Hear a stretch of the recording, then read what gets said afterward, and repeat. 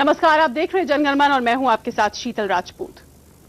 दिल्ली के मुख्यमंत्री अरविंद केजरीवाल की सियासत और सियासी मकसद पर सवाल उठने लगे हैं। ईमानदारी और पारदर्शिता के जिस चोले को पहनकर केजरीवाल ने राजनीति को साफ सुथरा करने की शपथ खाई, अब वो ईमानदारी और पारदर्शिता सवालों के घेरे में है। केजरीवाल के विरोधियों से लेकर करीबी तक अब केजरीवाल को कटघरे में खड़ा करते हैं। आज के इस खास शो जनगणमन में भी हमारा सवाल यही है कि आपकी राजनीति पर इतने सवाल क्यों खड़े हो रहे हैं? केजरीवाल की ईमानदारी और पारदर्शिता पर क्यों उठ रही हैं उंगलियां?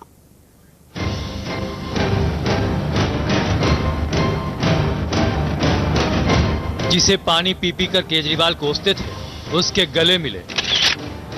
इस तस्वीर ने केजरीवाल के विरोधियों को बोलने का पूरा मौका दिया। पार्टी के अंदर से भी सवाल उठना शुरू हो गया है कि आखिर केजरीवाल और लालू एक साथ मिले भी तो ऐसे क्यों मिले?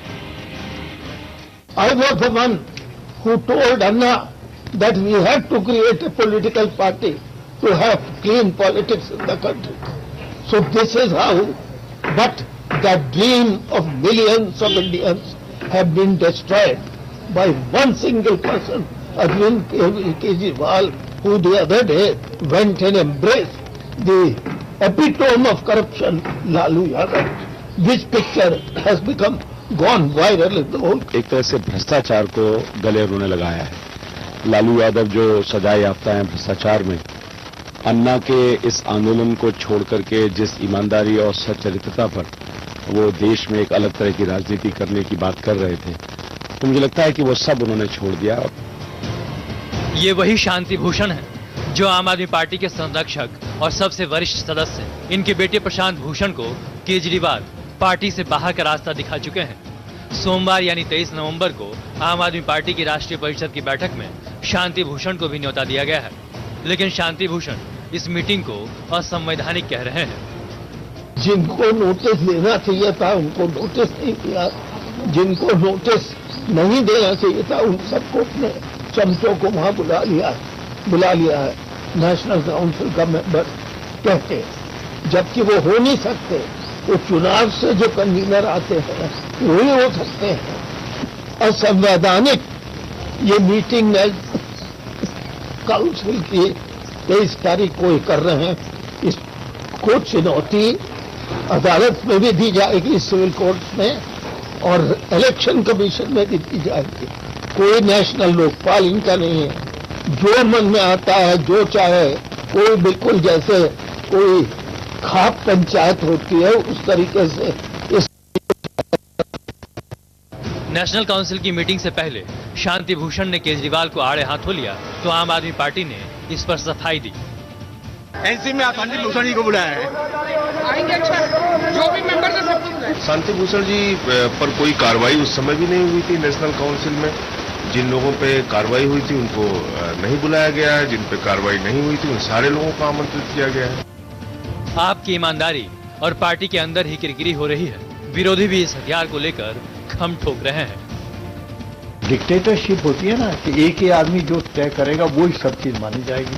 केजरीवाल साहब के लिए अब दिल्ली के अंदर शासन सुशासन अलग तरह की राजनीति करना कोई मतलब नहीं है, और केवल एक भ्रष्टाचार अब उनके लिए इस राजनीति का पर्याय है। आज के जनगणमन में हमारा सवाल भी यही है कि आपकी राजनीति पर इतने सवाल क्यों? ईमानदारी और पारदर्शिता पर क्यों उठ रही है उंगलियां?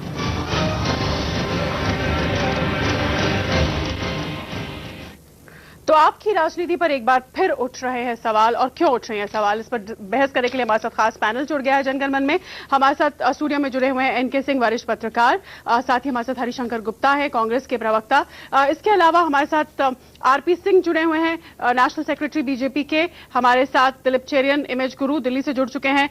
पंकज पुष्कर, फाउंडर मेंबर स्वराज अभियान, योगेंद्र यादव का स्वराज अभियान, वो भी हमारे साथ जुड़े हुए हैं। बीच में एक कुर्सी आप खाली देख रहे हैं। हमने आम आदमी पार्टी के प्रवक्ताओं से भी निवेदन किया था कि उनमें से कोई आए और हमारी इस बहस में शरीक हो, लेकिन शायद वो इस पर बात नहीं करना चाहते, चुप्पी साधे हुए हैं, इसलिए ये कुर्सी खाली है क्योंकि कोई आया नहीं। इसके अलावा हमारे साथ आम जनता जुड़ी हुई है जो जनगणमन में इस बहस में हिस्सा लेगी, अपने सवाल जो है वो सबसे पूछेंगे।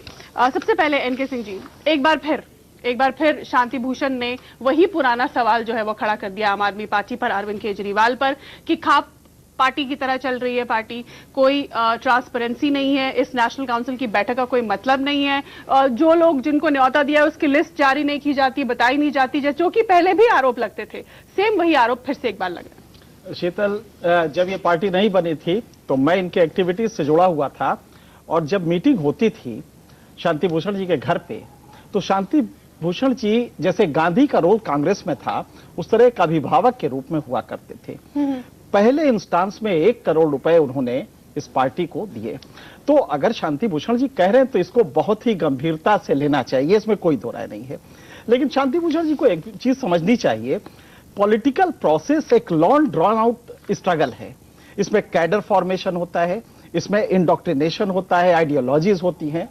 ये एक मूवमेंट के रूप में आया तो अरविंद को यह मौका नहीं मिला कि इसमें कैडर कहां है, इसमें आइडियोलॉजी कहां है। सिर्फ एक ही आइडियोलॉजी थी, करप्शन के खिलाफ लड़ना है, और जनता ने जबरदस्त 46% वोट दिए, 67 एमएलए आए। तो नेचुरली अभी इस पार्टी के पास कैडर की कमी है, कमिटमेंट वाले लोग नहीं है, बेचारे तलाश रहे हैं, 4 मिलते हैं उसमें 3 गड़बड़ हो जाते हैं। आप देखें कि जो एमएलए आ रहे हैं हर तीसरे दिन तो उन पर आरोप लग रहा है। तो कोई उनके पास ऐसा चश्मा तो है नहीं कि वो अपने उस चश्मे से देखें। तो फिर दावे किस बिना पर करते थे? नहीं, आप किसी आदमी को मान लीजिए, हम राजनीति को साफ कर देंगे। शीतल, आप फिर से देखें इसको, पॉलिटिकल प्रोसेस में एक लंबा समय लगता है कि आप उन लोगों को आइडेंटिफाई करें जो 10 साल से पब्लिक लाइफ में है और करप्ट नहीं है। इसके लिए टाइम लगता है। रातों रात आप आए, एक करप्शन के खिलाफ जनता का आक्रोश था जिसकी वजह से आपको वोट मिला। आपने विधानसभा चुनाव में टिकट ऐसे लोगों को दे दिए जिनके खिलाफ क्रिमिनल। मैं वही कह रहा हूं कि पहचानेंगे कैसे, क्योंकि मैं उनको देखा है वर्क करते हुए। लोग आए और उन्होंने बताया कि साहब मैं तो दिल जान से बिल्कुल हूं। उनको लगा कि तो बहुत अच्छा है। 4 दिन बाद जब टिकट हो गया, जीत गए, तो पता लगा रही है तो गड़बड़ है। तो ये प्रॉब्लम होती है। इवन कांग्रेस में आप देखिए, कांग्रेस एक लंबा वो है, लेकिन आज भी कांग्रेस को ये गलती कई बार होती है कि उनके लोग पता लगता है कि गड़बड़ है। बीजेपी में आप देखिए कि इतने साल बाद कोई यशवंत सिन्हा, कोई शत्रुघ्न सिन्हा अचानक कुछ बोलने लगता है जो कि पार्टी के लाइन से अलग होता है। तो ये प्रॉब्लम जब बीजेपी आज 30 साल या यूं कहिए 60 साल से झेल रही है जनसंघ के टाइम से, तो cadre formation, indoctrination, ideological commitment, इसके लिए टाइम लगता है। और मुझे लगता है कि अरविंद को इतना वक्त तो देना चाहिए, क्योंकि लोग को ला रहे हैं और जैसे ही लाते हैं पता लगता है कि ये तो आदमी ठीक लग रहा है। तो कुछ पब्लिक से पता करते हैं, लगता है कि ठीक होगा। जब एमएलए बन जाता है तो पता लगता है इसने तो ये गड़बड़ किया है, क्या करे अरविंद। तो ये एक प्रॉब्लम है। मैं ये अरविंद के लिए कोई वो नहीं कर रहा हूं, अरविंद में डिक्टेटोरियल एटीट्यूड है, इसमें कोई दो राय नहीं है। लेकिन फॉर्मेटिव स्टेज पे कई बार आप देखें, मोदी जी को हम लोग ये कहते हैं कि साहब थोड़ा सा ऑटोक्रेटिक वो है। हम लोग यही आरोप लगाते हैं कि भाई अपने मंत्रियों को मना क्यों नहीं करते, हर तीसरे दिन कोई भेज देता है पाकिस्तान। अब मोदी जी का डेमोक्रेटिक प्रोसेस है, कैसे मना करेंगे अपने कैडर को, अपने नेताओं को कैसे मना करें। ठीक है, तो अगर वो नहीं कर सकते तो वही लॉजिक यहां भी काम करता है। ठीक है सिंह साहब, आपका पॉइंट मैंने समझ लिया, पॉइंट टेकन। लेकिन हरिशंकर जी, सिंह साहब के इस लॉजिक से चलिए हम मानते हैं कि उनको मौका देना चाहिए, पर ये मुझे बताइए कि आदमी वो आइडेंटिफाई नहीं कर पाते, कार्डर उनके पास नहीं है, क्रिमिनल बैकग्राउंड वाले लोग आ जाते हैं, बाद में उनको समझ में आता है। लेकिन लालू यादव को तो पहले से ही जानते थे, घोटालेबाज कहा था, पानी पी पी कर कोसा था, फिर मंच पर गले मिलते तो लोग तो उंगलियां उठाएंगे। शीतल जी, आज शांति भूषण जी ने जो भी टिप्पणी की है सुबह अरविंद केजरीवाल जी पर और आप पार्टी पर, उसमें 2 बातें साफ निकल कर आ रही हैं। उन्होंने एक तो कहा कि ये पार्टी आम पार्टी नहीं रही, खास पार्टी बन गई है। दूसरा उन्होंने कहा कि ये तानाशाह हो गए। सिंह साहब वरिष्ठ पत्रकार हैं और उन्होंने जो भी कहा मैं उससे नाइतफाकी नहीं है, लेकिन मैं उसमें थोड़ा सा ये जोड़ना चाहूंगा। जिस समय प्रशांत भूषण को और योगेंद्र यादव को पार्टी से बाहर निकाला गया था, उनके विशेष आरोप केजरीवाल के खिलाफ और आप पार्टी के खिलाफ क्या चीज थे? उनके आरोप ये आरोप थे कि हमने आपको पहले से ही आगाह कर दिया था, चुनाव में टिकट देने से पहले ही आगाह कर दिया गया था कि टिकट उन लोगों को आप दे रहे हैं जिनके क्रेडेंशियल्स क्लियर नहीं है, जिनके खिलाफ नाना प्रकार के आरोप लगे हुए हैं। जैसे आप जितेंद्र तोमर के बारे में ले लीजिएगा, जितेंद्र तोमर के बारे में लिखित रूप में योगेंद्र यादव ने दिया अपनी पार्टी के अंदर कि ये आदमी के क्रेडेंशियल ठीक नहीं है, इनकी डिग्री फर्जी है।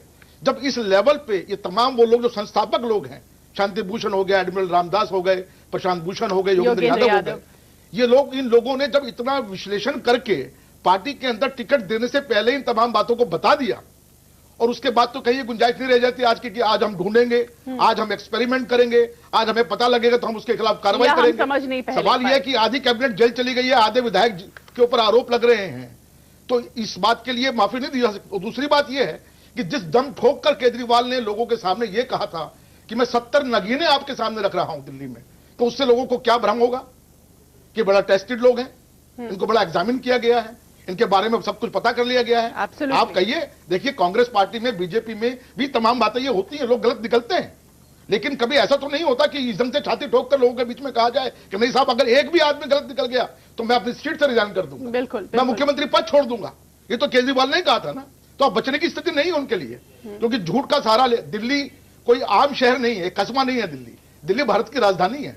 यहां पर जो भी शासन करेगा वो बड़ी जिम्मेदारी से करने की उससे लोग अपेक्षा करते हैं, और जिस ढंग से ये शासन करने की कोशिश कर रहे हैं, मैं समझता हूं कि दो बातें आज उन्होंने कही है शांति भूषण जी ने, उसमें उनकी पीड़ा और दर्द छुपा हुआ है कि जिन लोगों के रहते हुए, काम करते हुए ये पार्टी सरकार में आई, सरकार में आने के बाद उनको पार्टी से निकाला गया। अगर ये लोग उस समय के साथ में नहीं रहते तो शायद केजरीवाल जी सपना भी नहीं देखते। ठीक है, आप पार्टी सरकार में भी आते। ठीक है, आपने जो बातें की उसका जवाब मैं सिंह साहब से लूंगी। कई ऐसे पॉइंट्स हैं जिनका जवाब लेना जरूरी है, लेकिन उससे पहले मैं पंकज पुष्कर के पास चलूंगी। फाउंडर मेंबर हैं स्वराज अभियान के योगेंद्र यादव और उनकी टीम का स्वराज अभियान। पंकज पुष्कर जी, जो बात सिंह साहब ने कही और जो यहाँ चर्चा में उठी कि हमें अरविंद केजरीवाल को वक्त देना चाहिए, वो एक कार्डर बेस्ड पार्टी नहीं चला रहे और उन्हें पहचान करने में मुश्किल होती है कि किसके क्रेडेंशियल्स कैसे हैं, इसलिए अगर कोई गलत निकल भी आता है तो उन्हें मौका देना चाहिए। आप इस बात से इत्तेफाक रखते हैं, खास करके इसलिए क्योंकि योगेंद्र यादव और आपकी लोग पहले उन्हें आगाह करते आए थे कि किसके क्रेडेंशियल्स ठीक हैं, किसके नहीं है और किन लोगों के खिलाफ कार्रवाई होनी चाहिए।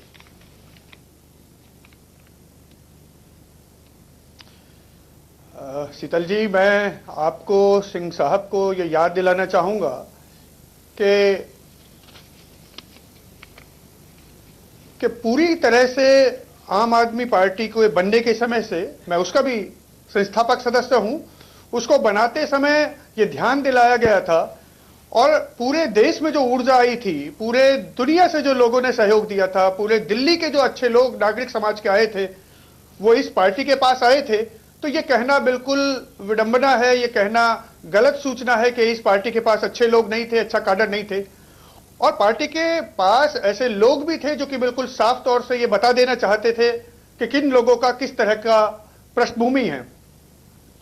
साफ तौर से प्रशांत भूषण जी ने बताया, योगेंद्र यादव जी ने बताया, हम लोग बिल्कुल इशारा करते थे, बहुत जाहिर था ये बात, पूरे देश के भले लोग इसके साथ आ गए थे। तो असल बात यह है कि अरविंद केजरीवाल और उनके इर्द गिर्द जो एक मंडली बनी, उसने पार्टी के साथ जो उत्साह जुड़ा हुआ था, जो उम्मीदें जुड़ी हुई थी, जो सपने जुड़े हुए थे, उनको कुचलने का एक बहुत दर्दनाक काम किया। सही लोगों को पहचानने का जो काम करना था वो नहीं किया, गलत लोगों को जानते पूछते आगे बढ़ाया, ऐसे लोगों को टिकट दिया, ना केवल टिकट दिया, उनको मंत्री बनाया। और मंत्री बनाने के बाद आज तक भी लोकपाल नाम की संस्था खत्म कर दी गई। जिनके पास आपको, जिन्होंने आरोप लगाया, उनके खिलाफ अभी तक कोई प्रक्रिया नहीं है। आपने पार्टी की जो वैधता थी, साख थी, वो बिल्कुल खत्म कर दी। पार्टी पूरी तरह से भ्रष्टाचार विरोध की जो अपनी मूल भूमि थी, मूल जमीन थी, और राजनीति में शुचिता लाने की जो बात थी, उससे भटक चुकी है। अब इस कड़वी सच्चाई को स्वीकारना पड़ेगा। मैं तो कहता हूं कि अरविंद को किसी दूसरे व्यक्ति को संयोजक बनाने का अवसर देना चाहिए, जो कि सफाई से इस आंदोलन को आगे बढ़ा सके, शुचिता की बात को आगे बढ़ा सके, ईमानदारी की बात को आगे बढ़ा सके। आप सरकार चलाइए, पार्टी को, आंदोलन को अलग लोगों के हाथों में जाने दीजिए, वो सौंप के आगे बढ़ाएं। ये इतना केंद्रीकरण क्यों हो रहा है? स्थिति बहुत संकट की है, गंभीर संकट की है पार्टी के लिए। जी शीतल, मैं सिंह साहब एक जवाब दे दूं जी। एक तो मैं आम आदमी से मेरा कोई रिश्ता नहीं है, मैं तो एक लॉजिकल वो दे रहा हूं और मैं हमेशा लॉजिकल वो करता हूं, इसलिए मैंने लॉजिक दिया कि मुझे लगता है कि जब फॉर्मेटिव स्टेज होती है तो ये दिक्कत आती है। यहां पे जो आपने बात कही है कि अरविंद केजरीवाल, देखिए वोट किसको मिलता है? बीजेपी को 2009 में 8 करोड़ वोट मिले थे, 2 लाख कम 8 करोड़ वोट मिले थे। एक व्यक्ति आता है नरेंद्र मोदी नाम का और अचानक बीजेपी के वोट को 31% पे ले जाता है, 18 करोड़ बीजेपी को वोट मिलते हैं। एक इंडिविजुअल आता है और 18 करोड़ वोट मिलते हैं, तो नेचुरली मोदी अब इस देश को कैसे चलाएंगे, ये मोदी जी का काम है। हम ये क्लेम करें कि नहीं साहब आप पार्टी में डेमोक्रेसी नहीं, जनता ने 8 करोड़ से 18 करोड़ वोट दिया है, तो नेचुरली मोदी जी को पूरा फ्रीडम देना चाहिए उस गवर्नमेंट को चलाने का। उसमें डेमोक्रेटाइजेशन नहीं होता है, because the way he wants to conduct the government he should get a functional leeway, मतलब उनको एक पूरी स्वतंत्रता मिलनी चाहिए। सोनिया गांधी के नाम पे वोट मिलते हैं, 2004 में मिले, 2009 में मिले, तो नेचुरली सोनिया गांधी अगर कांग्रेस की लीडर है तो वो जो कहेंगी वो होगा। ये दिक्कत यहां ये है कि अरविंद केजरीवाल को जो आप ये वोट अरविंद केजरीवाल के अन्ना हजारे आंदोलन में जो सामूहिक चेतना जगी समाज की, ये उसके वोट थे, लिहाजा और वो वोट अरविंद केजरीवाल को मिले, जनता ने उन पे ट्रस्ट किया, किसी कुमार विश्वास पे नहीं किया था। योगेंद्र यादव बेहद अच्छे आदमी है। थॉट था जो पीछे, वो तो करप्शन के खिलाफ अलग डिबेट है कि अरविंद उस पे स्टैंड किए कि नहीं, पॉलिटिकल प्रोसेस में आके आपने कितने डिबेट का भी हिस्सा है। अभी जो आरोप लगा है खाप पंचायत, उन्होंने लालू यादव के साथ जो मंच पर वो दिखाई दी, उस पर भी बोला। अगर आप पॉलिटिक्स में जाएंगे तो ये मैंने मना किया था आपको, हम बताएं कि अरविंद आए थे, हमने मना किया था कि पॉलिटिक्स में आप ना जाइए, आप डैमेज कर देंगे इस पूरे करप्शन के आंदोलन को। अरविंद ने वो गलती की, लेकिन हकीकत यह भी है कि अगर पॉलिटिकल प्रोसेस में जाएंगे तो ये एडजस्टमेंट्स लालू को गले लगाना पड़ता है। वही अरविंद जो कि लालू को पानी पी पी के बुरा भला कहते थे, घोटालेबाज गले, तो एक अरविंद का वो पक्ष है, वो पॉलिटिकल पक्ष है, कोई भी जाएगा तो ये करेगा। लेकिन हकीकत यह है कि अगर अरविंद को वोट मिले हैं तो नेचुरली अरविंद पार्टी को चलाएंगे, किसी कुमार विश्वास को संयोजक बना के 4 वोट आपको नहीं मिलेंगे, ठीक है, और अब तो खैर अरविंद को भी नहीं मिलेंगे क्योंकि इतनी गड़बड़ी हो चुकी है। लेकिन मैं सिर्फ ये कह रहा हूं कि उसको समझना पड़ेगा कि आप खाप पंचायत कहते हैं, अगर मोदी जी को वोट मिले हैं तो जनता उनके तसव्वुर के हिसाब से ये देश चलना देखना चाहती है। वो किसी जनरल वीके सिंह या किसी शत्रुघ्न सिन्हा के हिसाब से नहीं। लेकिन मंत्रालय भी एक उनके पास नहीं, सारा का सारा मिनिस्ट्री, सारी सरकार तो चला रहे हैं मनीष सिसोदिया, तो फिर वो क्या वो तसव्वुर को कैसे वो बिल्कुल सही है मटीरियलाइज करेंगे। जिस तरह 10 जनपद स्ट्रॉन्गेस्ट पोजीशन में था, फाइलें जाती थी और जाना भी चाहिए। सोनिया गांधी को अगर वोट मिले हैं तो कांग्रेस कैसे पॉलिसी बनाएगी, सोनिया गांधी डिसाइड करेंगी। गवर्नेंस आप करिए under the direction of Sonia Gandhi, Congress president, ये नॉर्मल प्रैक्टिस है। बीजेपी में आज आप देखिए, आज शत्रुघ्न सिन्हा को ऐतराज है, आज किसी यशवंत सिन्हा को ऐतराज है। 18 करोड़ वोट लाता है एक इंडिविजुअल, आप तो नहीं लाते हैं, तो अगर नहीं लाते हैं तो ऑब्वियस है कि मोदी जी को वो फंक्शनल लीवे मिलेगा, वो स्वतंत्रता मिलेगी ताकि वो अपनी पॉलिसीज अपने हिसाब से बनाए, आपसे पूछ के नहीं बनाएंगे। तो अगर अरविंद केजरीवाल कर रहे हैं तो मुझे नहीं लगता कि उसमें दिक्कत है। हाँ, जो गलती कर रहे हैं आइडेंटिफिकेशन, आपको बताएं, एक व्यक्ति को वो एक राज्य का बनाना चाहते थे, वो 3 दिन बाद पता लगा कि अरे साहब वो तो भयंकर करप्ट है, तो उसको खैर हटाया गया। तो ये सिलेक्शन करने में टाइम लगता है, और 1 साल 2 साल में आप ये कैडर्स डेवलप नहीं कर सकते, और उसके इथिकल वैल्यूज आप आइडेंटिफाई आपके पास आऊंगे, आपके पास भी आऊंगे हरिशंकर जी, लेकिन आरपी सिंह और दिलीप चेरियन को जोड़ना जरूरी है। आरपी सिंह जी, क्योंकि बीच में कई बार नरेंद्र मोदी का नाम आया, और ये कि अगर नरेंद्र मोदी को मैंडेट मिला है तो उन्हें पूरी इजाजत और आजादी होनी चाहिए कि वो किस को रखें, किस तरह से देश चलाएं। वैसा वही लॉजिक अरविंद केजरीवाल को भी अप्लाई होना चाहिए, ये कहा जा रहा है। आप इस पर क्या कहेंगे?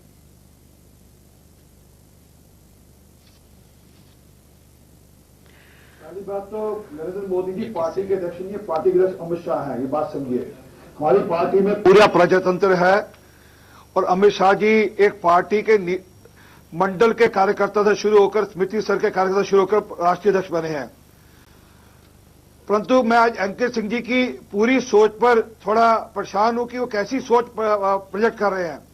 वो कहते हैं सोनिया गांधी जी घर पे फाइल देनी चाहिए तय करने के लिए कि कौन से कोल का बंटन किसको होगा, ये तय करने के लिए जाना चाहिए, और ये ठीक मानते हैं वो। नहीं, करप्शन नहीं, पॉलिसी। दूसरी बात वो कह रहे हैं केजरीवाल को समय नहीं मिला। आप याद करिए केजरीवाल साहब किन किन कारणों से, अरे सिंह साहब आप बोले में लगा, देखो कैसे इंटॉलरेंस है आपकी।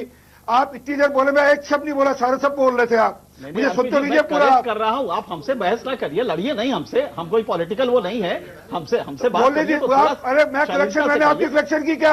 आपने इतना कुछ कहा, मैंने एक बार कलेक्शन की। अच्छा ठीक है सिंह साहब, आप अपनी बात रखिए। सोनिया गांधी के घर पे फाइल दे दी, आपको ठीक मान्यता दी, आप किसकी मान्यता दे रहे हैं आप?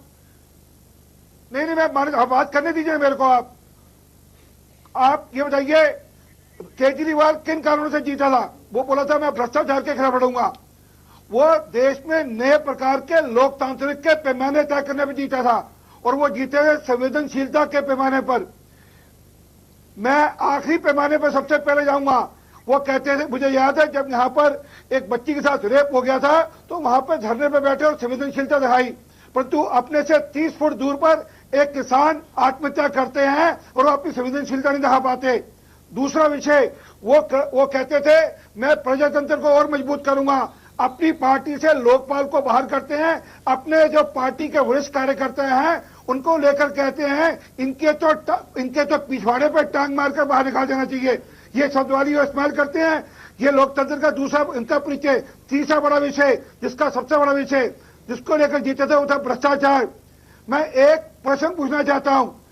वो एक टेप आई थी, आज तक उसका उन्होंने जवाब नहीं दिया कि अरे वो कांग्रेस के 5 एमएलए हैं, राजेश गर्ग से बातचीत करते हुए, वो मुसलमान हैं, उनको ले आओ, हमारे साथ आ जाएंगे, उनसे डील कर लो। ये टेप आई। आज इससे बड़ा भ्रष्टाचार का मामला। मैं इस बात पे नहीं जा रहा कि यादव साहब ने क्या कहा, प्रशांत भूषण जी ने किन 23 लोगों की एमएलए की सूची दी, वो बात की बात है। सिंह साहब, तो वो लगातार यहाँ पर कहते रहे, एक मिनट पूरी बात होनी चाहिए आप, वो लगातार ये कहते रहे कि नहीं हम सरकार नहीं बनाना चाहते, हम ऑपोजिशन में बैठेंगे, परंतु अंदर खाते कांग्रेस से डील कर रहे थे। उनके 5 मुसलमान वो सांप्रदायिक हैं, वो भ्रष्टाचारी हैं। इससे बड़ा एग्जाम्पल हो सकता है। मैं अपनी प्याज की बात नहीं कर रहा, मैं चीनी की बात नहीं कर रहा, दिल्ली में जो घोटाले उनकी चिंता नहीं कर रहा। ठीक है सिंह साहब आपके पास आऊंगी। दिलीप चेरियन, ब्रेक पर जाने से पहले दिलीप चेरियन को एक सवाल देकर जा रही हूं। ब्रेक से लौटूंगी तो उनसे इसका जवाब लूंगी। चेरियन साहब इमेज गुरु हैं, ठीक है, अरविंद केजरीवाल को जनता ने इतना बड़ा मैंडेट दिया उनकी करप्शन फ्री इमेज को देखते हुए, ठीक है, लेकिन अब ये कहा जा रहा है कि वो पॉलिटिक्स में आ गए तो उनको पॉलिटिक्स के दाव पेच अपनाने पड़ेंगे, लालू से भी गले मिलना पड़ेगा। लेकिन ऐसे में जनता जिसने उन्हें करप्शन फ्री इमेज के चलते मैंडेट दिया, उस जनता का क्या? इसका जवाब मैं लूंगी आपसे इस छोटे से ब्रेक के बाद। आप देखते रहिए जनगणमन।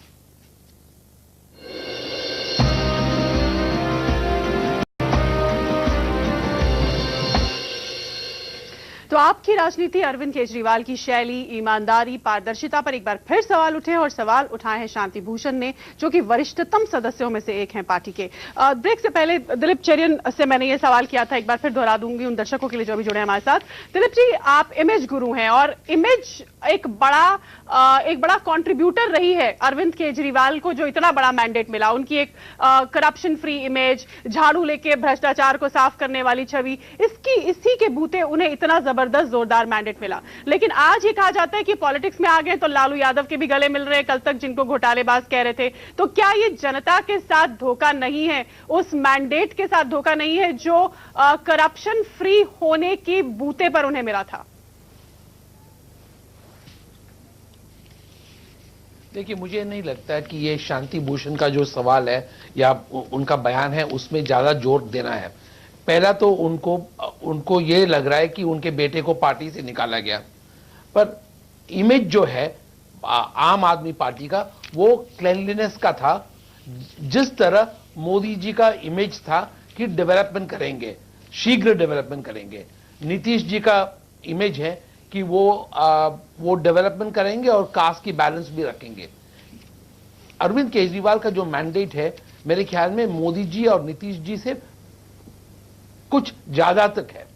तो इसलिए हमें यह समझना पड़ेगा कि इस वक्त अरविंद केजरीवाल का जो पॉलिटिकल एम्बिशन है उसमें कई और चीजें जुड़ेंगे और कई चीजें हम देखें आगे जाकर, जहां पॉलिटिकल एक्सपीडियंसी ज्यादा इंपॉर्टेंस होता है उनके पार्टी के जो एक सिंगल पॉइंट एजेंडा से ज्यादा।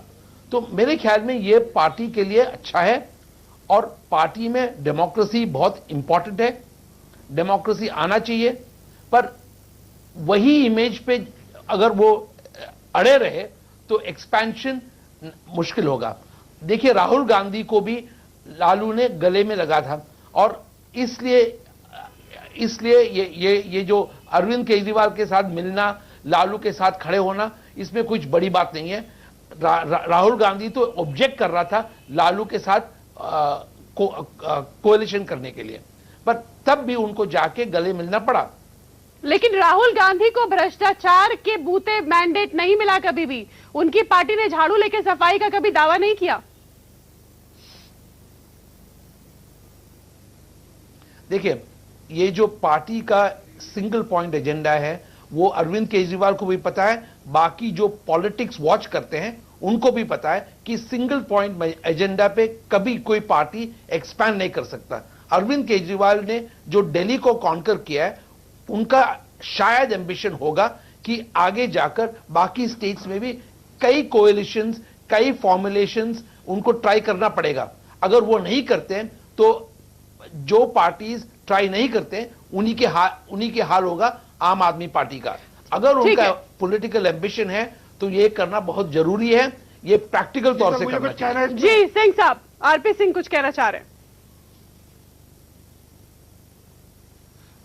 जो ब्रांड अपना कोर छोड़ देता है वो ब्रांड कभी आगे नहीं बढ़ता, एक्सटेंड नहीं हो पाता।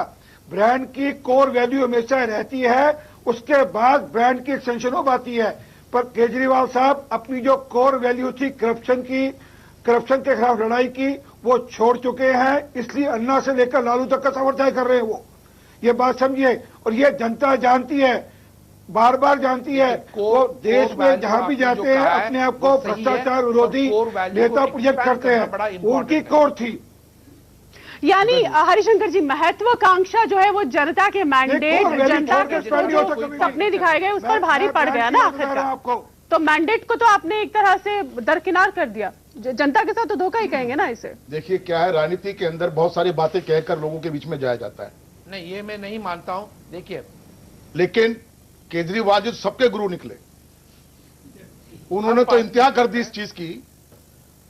दिल्ली जैसे शहर में क्या क्या बातें लोगों के सामने उन्होंने नहीं कही, आज दिल्ली वाले उस बातों को सोचते हैं कि यह आदमी कल तक ये बात कर रहा था, आज ये बात कर रहा है।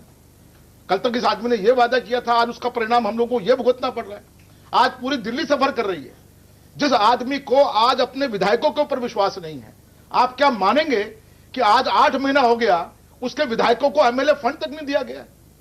क्या आप ऐसी स्थिति के अंदर दिल्ली के विकास की उम्मीद कर सकते हैं? और जब उनके विधायकों से बातचीत होती है तो वो चर्चा करते हैं कि साहब केजरीवाल जी फंड रिलीज नहीं कर रहे हैं, क्योंकि उनका मानना यह है कि हो सकता है कि मेरे विधायक इस फंड को मिसयूज ना करें। तो ये एक हालत दिल्ली में उन्होंने बना के छोड़ी है। क्या हम लोग फिलॉसफी करें, क्या इस पर बातचीत करके उसका निष्कर्ष निकालें? ये सब फालतू बात है। केजरीवाल ने दिल्ली को धोखा दिया है और उन्होंने अपने राजनीतिक महत्वाकांक्षा को पूरा किया है। ये जो हम लोग भ्रष्टाचार के खिलाफ की बात करते हैं, एक ईमानदारी के विचार की बात करते हैं, एक फिलॉसफी की बात करते हैं, कहीं कुछ नहीं है। उस आदमी ने एनजीओ चलाया, उसको पता है आगे पीछे क्या होता है। उस आदमी ने प्योर शुद्ध रूप से राजनीतिक रूप से दिल्ली में राजनीति किया है। उसी के चलते अन्ना हजारे को किनारे पर लगाया, उसी के चलते तमाम संस्थापक सदस्यों को लगाया। आज जो लोग उसका पक्ष लेते हैं और उसके बारे में एक विचार विश्लेषण की बात करते हैं, मैं समझता हूं, मुझे बड़ा तरस आता है इस बात को लेके कि सीधा सीधी बात कर रहे हैं वो। आज तक उसने एक आदमी को जिसके खिलाफ आरोप लगाया जेल गया, आज तक पार्टी से निकालने की बात नहीं कही। सिंह साहब एक मास्टर पॉलिटिशियन बेसिकली थे और साबित हुए अरविंद केजरीवाल। नहीं, जनता को इस्तेमाल किया। शंकर गुप्त जी कह रहे हैं उन्होंने दिल्ली की जनता को धोखा दिया। दरअसल उन्होंने देश की जनता को धोखा दिया है, सिर्फ दिल्ली को नहीं। करप्शन के खिलाफ मूवमेंट को अगर किसी एक आदमी ने डैमेज किया है तो अरविंद केजरीवाल ने। लिहाजा इस सोचने की बात नहीं है कि वो डैमेज हुआ है, वो मूवमेंट ही, वो नॉन पॉलिटिकल मूवमेंट था कंप्लीटली, क्योंकि ये एक डिफरेंट मूवमेंट था। कलेक्टिव कॉन्शियसनेस समाज का पहली बार आया था और उस आदमी ने पॉलिटिक्स में जाके, अब निजी स्वार्थ से था कि स्वार्थ से था वो एक अलग बात है, टैक्टिकल एरर हुआ, पॉलिटिक्स में नहीं जाना चाहिए था क्योंकि प्योर सोशल रिफॉर्म का ये मामला था। तो देश की जनता के साथ वो एक बहुत बड़ा धोखा हुआ है और करप्शन के खिलाफ मूवमेंट 20 साल पीछे चला गया है इस आदमी के अपने चेंज करने से, उसके इसमें कोई दो राय नहीं है। मैं जो कह रहा था वो दूसरा कह रहा था, शायद आरपी सिंह समझ नहीं पाए, मैं उन्हीं की बात कह रहा था कि जहां तक इसकी बात है कि कैसे ऑटोक्रेटिक कहा जाता है, तो होता यह है कि 67 आदमी अगर आए हैं, 46% 45% वोट मिले हैं, तो नेचुरली वो पार्टी अपने हिसाब से चलाएगा। बहुत अच्छे लोग हैं, योगेंद्र यादव ऐसा व्यक्ति मिलना मुश्किल है, लेकिन जब आरपी 2 मिनट रुक जाते तो थोड़ा सा अच्छा लगता है। हम लोग तो पहले से भी एक दूसरे को जानते हैं, थोड़ा सा लिहाज करेंगे तो अच्छा रहेगा। हम दोनों एक दूसरे से परिचित हैं। तो मैं सिर्फ ये कह रहा था कि ये बिल्कुल सही है कि धोखा एक हुआ है और दिल्ली की जनता को एडमिनिस्ट्रेशन के लेवल पे धोखा हुआ है, देश की जनता को करप्शन के खिलाफ जो मूवमेंट था उसका धोखा हुआ है। मैं उसकी बात नहीं कर रहा हूं। आमतौर पे ये होता है कि कैडर फॉर्मेशन में टाइम लगता है। अगर वो योगेंद्र यादव को रख के करते, सबको मिला के चलते, तो इससे बढ़िया तो कुछ हो ही नहीं सकता था। लेकिन वो नहीं हुआ। नतीजा ये हुआ कि आज ये सब झेलना पड़ा। पर हम सिर्फ वो फंक्शनल प्रेडिकमेंट्स जो है वो बता रहे हैं। दिक्कतें जो है वो ये है कि आप कैडर 1-2 साल में डेवलप नहीं करते, कमिटमेंट आ नहीं पाता। मैं सिर्फ इतने ही पे कन्फाइन कर रहा हूं कि जो ऑटोक्रेटिक उन्होंने कहा है, ये टेंडेंसी होती है। अगर ओवरनाइट आप राइज करते हैं पॉलिटिक्स में और 67 सीटें ले आते हैं तो नेचुरली आपके पास कैडर आप अपने तरीके से आना चाहेंगे। आपने बात की योगेंद्र यादव की। पंकज पुष्कर कुछ जोड़ना चाह रहे हैं, स्वराज अभियान से जुड़े हुए हैं, जो कि योगेंद्र यादव की पार्टी है। पंकज जी।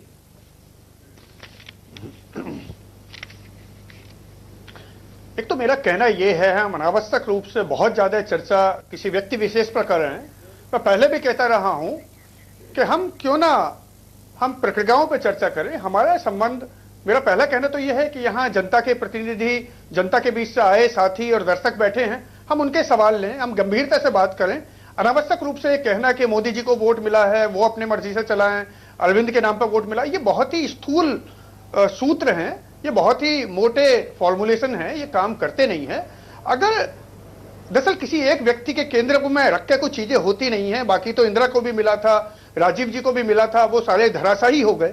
एक जटिल लोकतांत्रिक समाज के अंदर हमको बहुत वजहों से समर्थन मिलता है और बहुत सारे काम करने होते हैं, बहुत सारे लोगों को साथ लेना होता है। ठीक है, बहुत एक जनता का जिक्र आपने किया, जनता के सवालों का वक्त भी हो रहा है। लोकतांत्रिक समाज आगे बढ़ता है। तो मेरा किससे सवाल पूछेंगे ये भी बोल दीजिएगा। मैं सवाल अभी तो यहाँ सिंह साहब से, क्योंकि आम आदमी पार्टी का कोई है नहीं, सिंह दो है, इनके सिंह है, आरपी सिंह भी, किससे? मैं उनसे नहीं पूछ सकता। वरिष्ठ पत्रकार हैं हमारे सिंह साहब। कुछ लेना देना नहीं, आप लोग समझ लीजिए। मैंने उन्होंने कहा है, इसलिए मैं एक प्रश्न, क्योंकि उन्होंने थोड़ा सा उनको फेवर में कहा है कि मैं सिंह साहब की एक रिक्वेस्ट से कहूंगा कि ये जिस तरह का एक मूवमेंट अन्ना आंदोलन से इन लोगों ने एक चलाया था, उस तरह के मूवमेंट को इन्होंने इनकेस करके एक पार्टी खड़ी करी, नो डाउट इस पर हम सहमत हैं। लेकिन जिस तरह से वो पार्टी को चला रहे हैं, जिस तरह से उन्होंने एक भ्रष्टाचार के लिए किया था, ये आंदोलन सही दिशा में नहीं जा रहा है और उसका इन्होंने परिणति की है। अपने जो संस्थापक सदस्यों को बाहर निकालकर बाउंसर्स लगा के जो बाहर लगाया गया है, और सवाल ये है कि ये पार्टी किस तरह से, जिस तरह से इनकी महत्वाकांक्षा बढ़ गई है आगे जाने के लिए, इन्होंने सारे मुख्यमंत्रियों को बुलाकर किया, किस दिशा में जा रही है ये सवाल आम आदमी पार्टी चूंकि यहाँ पर नहीं है। मैं प्रश्न किससे करूं, चूंकि और कोई यहाँ पे है। एक इंडिपेंडेंट समीक्षक के तौर पर सिंह साहब बताइए, जितना नैरो अरविंद केजरीवाल का विजन रहा है उसमें इस पार्टी का एक्सपेंशन बंद हो गया है। अब ये पार्टी दिल्ली में भी रह पाएगी कि नहीं, इसमें डाउट है। क्योंकि एक जमाने में लगता था कि ये पूरे पंजाब में तो कर ले आई कुछ सीटें, लगता था कि देश में अपने यूनिट्स रखेगी, करेगी, लेकिन वो फेज खत्म हो गया। अरविंद की अदूरदर्शिता के कारण, विजन न होने के कारण ये पार्टी कन्फाइन कर गई है दिल्ली में। अब पता नहीं नेक्स्ट इलेक्शन में मुख्यमंत्रियों का सम्मेलन बुलाकर ये क्या दर्शाना चाहते हैं, क्या उनके बराबर ये जो है रीअलाइनमेंट करने की कोशिश कर रहे हैं। किसी और को सवाल का मौका दें। जी सिंह साहब से ही मेरा प्रश्न है। एक तो आपने कहा कि मोदी को वोट मिला है इसलिए मोदी मनमानी कर सकता है। मनमानी नहीं कहा, आप शब्दों को आप सुन लीजिए, शब्दों को मेरे मुंह में इसी तरह से आपने ये भी कह दिया कि अरविंद को वोट मिला इसलिए वो अपने हिसाब से चलाएगा पार्टी को, उसकी इच्छा है। इसमें एक प्रश्न बहुत बड़ा कि अरविंद को वोट नहीं मिला, अरविंद ने जो नीति रखी है प्रजा के सामने उसको वोट मिला है और उस नीति के अंदर भ्रष्टाचार खत्म करना है। और जबकि उसके साथी लोग कह रहे हैं कि लोग जो तुम्हें एमएलए का टिकट दे रहे हो ये आदमी भ्रष्ट है, उसके बाद भी वो टिकट दे रहा है, तो देखा जाए तो धोखा तो वो शुरू से कर रहा था। ठीक है, जवाब ले लेते हैं। देखिए 3 केसेस में उन्होंने कहा था, योगेंद्र जी ने 3 केसेस में, 4 केसेस में उन्होंने उस समय भी बताया था, उन्होंने आइडेंटिफाई किया था और बिल्कुल उनको मानना चाहिए। योगेंद्र अगर कुछ कह रहे हैं तो उसका वजन, अगर केजरीवाल शांति भूषण कुछ कह रहे हैं, प्रशांत कुछ कह रहे हैं, तो अटमोस्ट इंपॉर्टेंस के साथ लेना चाहिए था, इसमें कोई दो राय नहीं है। अगर कम से कम 5 आदमी जो फाउंडर मेंबर है उनका भी आप नहीं लेते हैं तो आप वाकई ऑटोक्रेटिक हैं। लेकिन उसके बावजूद अगर वोट मिला अरविंद को, तो अरविंद को 67 सीटें मिली, 46% वोट मिले, बीजेपी को 32%, 33%, 35% मिले। तो नेचुरली उस समय अगर अरविंद ने उसको किया है और पार्टी में एक मतभेद होता है, तो आज तो पार्टी में अरविंद ही है। मैं सिर्फ यही कह रहा हूं कि पार्टी तो वही चलाएंगे ना। पार्टी में डेमोक्रेसी तब होती है जबकि आइडियोलॉजिकल बेस आपका मजबूत हो जाए। बीजेपी में आप एक्सपेक्ट कर सकते हैं, कांग्रेस में कर सकते हैं, पुरानी पार्टी से। एक पार्टी जो एक इमोटिव इश्यूज पे आई है उसमें तो अभी कैडर ही नहीं डेवलप। साहब एक ब्रेक के लिए मुझे रुकना होगा। ब्रेक के बाद सवाल और लेंगे जितना भी हमारे पास वक्त बचा होगा। फिलहाल एक छोटा सा ब्रेक, आप देखते रहिए जनगणमन।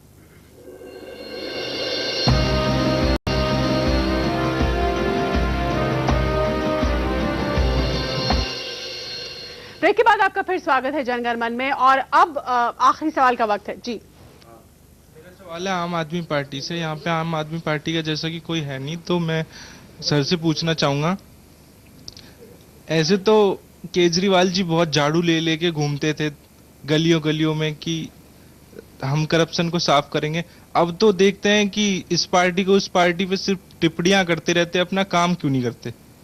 सही बात है, बहुत निराश हुई जनता। ये लगा कि नहीं, एक गवर्नेंस देंगे जो मॉडल बिल्कुल नया होगा।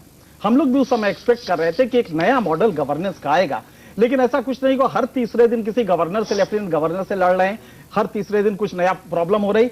हो सकता है कि प्रॉब्लम उनके हो रहे हों, प्रॉब्लम क्रिएट भी किए जाते हो, कांग्रेस कर रही हो, बीजेपी, हमें नहीं मालूम है। लेकिन हकीकत यह है कि आप उन प्रॉब्लम्स को तरजीह ज्यादा दे रहे हैं, काम को कम दे रहे हैं, इसमें कोई दो राय नहीं है। बहुत उम्मीद थी कि शायद गवर्नेंस का नया मॉडल आए, वो नहीं आया जी, तो निराश जनता है, इसमें कोई। हरिशंकर जी, आखिरी टिप्पणी, 30 सेकंड है हमारे पास। मेरे पास बोलने के लिए ज्यादा कुछ है नहीं, अभी सारी बातें मैंने पहले ही कह दी हैं। इतना मैं जरूर कहूंगा ये बात के लिए कि केजरीवाल जी का सिर्फ कह देने से वो ये समझते कि जो मैंने कह दिया वो काम हो गया। आज दिल्ली भर में पूरे में 526 करोड़ रुपया जो उन्होंने विज्ञापन के लिए इकट्ठा किया है, वो भी अपने आप में एक भ्रष्टाचार का सबसे बड़ा उदाहरण शायद इतिहास में कभी नहीं होगा। उस पैसे से आज पूरी दिल्ली में उन्होंने बोर्ड लगा कर रखे हैं कि मलबा और कूड़ा स्वच्छ मुक्त दिल्ली हो गया। अब वो उन्होंने कह दिया, कूड़ा भी समझ गया उनकी बात और मलबा भी समझ गया उनकी बात, वो दोनों उठ के अपने आप चले जाएंगे और क्या होगा पता नहीं। चलिए वक्त बिल्कुल खत्म हो चुका है। आप सभी का हमारे साथ जुड़ने के लिए बहुत बहुत धन्यवाद। अगर आपकी भी राय, आपकी क्या राय है, ये एपिसोड आपको कैसा लगा, इस मसले पर आपकी क्या राय है, आप हमें जरूर ट्वीट करें शीतल राजपूत 05 पर। फिलहाल जनगणमन में इतना ही, लेकिन इंडिया न्यूज पर खबरों का सिलसिला लगातार जारी है।